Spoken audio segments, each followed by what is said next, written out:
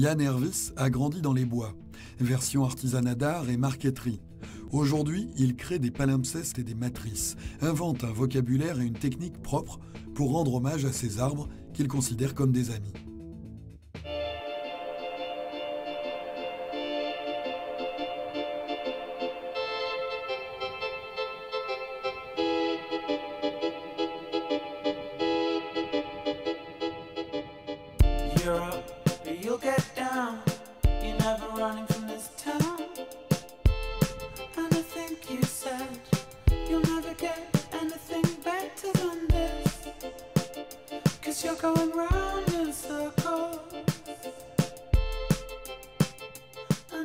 J'aime bien ces arbres isolés un petit peu orphelins, tout seuls. Ce sont souvent des noyers qu'on trouve dans les champs comme ça.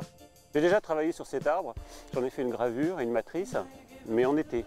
Mais je ne l'avais pas en hiver, donc là c'était l'occasion de le prendre.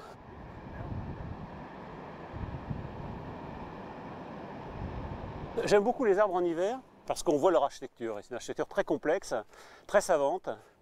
D'ailleurs, il y a un texte de Hallé qui est très beau, qui va voir un architecte et qui pose comme cahier des charges les contraintes que l'on aurait si on devait faire un arbre à l'identique. Évidemment, il ne précise pas que c'est une plaisanterie, que c'est un arbre. Et lorsque l'architecte voit le cahier des charges, c'est-à-dire les racines, autoporteurs, des branches qui se régénèrent, enfin, il dit, mais attendez, votre truc c'est complètement fou, ça va ressembler à un pylône, ça ne va pas tenir, il n'y a pas d'emprise au sol. Et en fait, c'est là où on se rend compte que l'architecture de l'arbre est absolument splendide.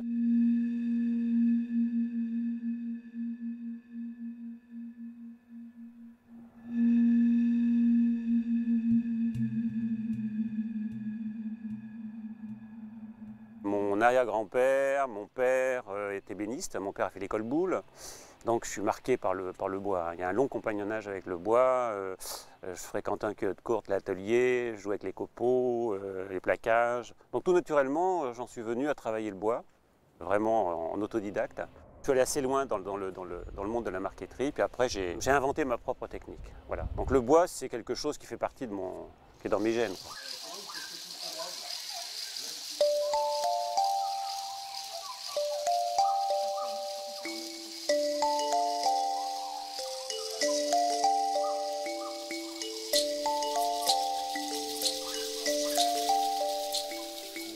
Benguet, comme ici, merisier, voilà, ça c'est du palissan.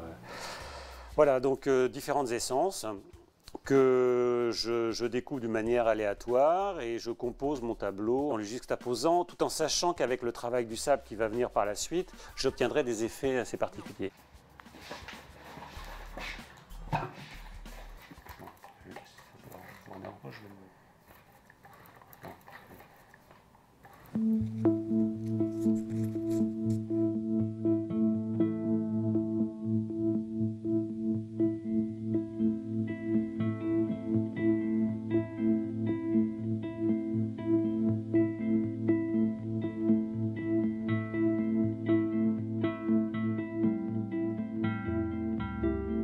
Alors là, c'est un moment que j'apprécie le plus parce que on est vraiment en contact avec la matière, on la voit se transformer. Tout le problème est d'ailleurs de savoir s'arrêter parce qu'on a tendance, on est emmené par le jet de sable, par l'enthousiasme. Et il faut savoir quelquefois se freiner. En fait, le sable agit comme une gomme monstrueuse hein, qui enlève la matière. C'est ce qu'on recherche tous les gens qui créent, peintres, dessinateurs, c'est de capturer l'essentiel. Et il faut savoir enlever pour arriver à l'os, pour arriver à ce qui est indispensable. Oui, une sorte de jeu, je me mets à distance par rapport à la matière pour simplement l'effleurer, puis d'un seul coup je me rapproche. Voilà, c'est se laisser surprendre et en même temps avoir les règles du jeu.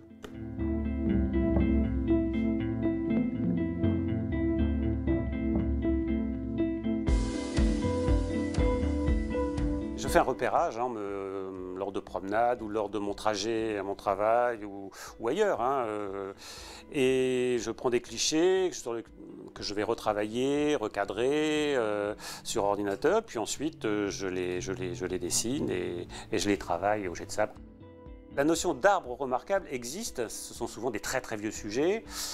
Pour moi, tous les arbres sont remarquables, dans le sens où si je trouve une architecture, une allure qui lui est propre et qui me plaît, pour moi ça devient un arbre remarquable. C'est pour ça que je tiens à ce que les arbres sur lesquels je travaille aient leur propre fiche d'identité, qui sont les données GPS.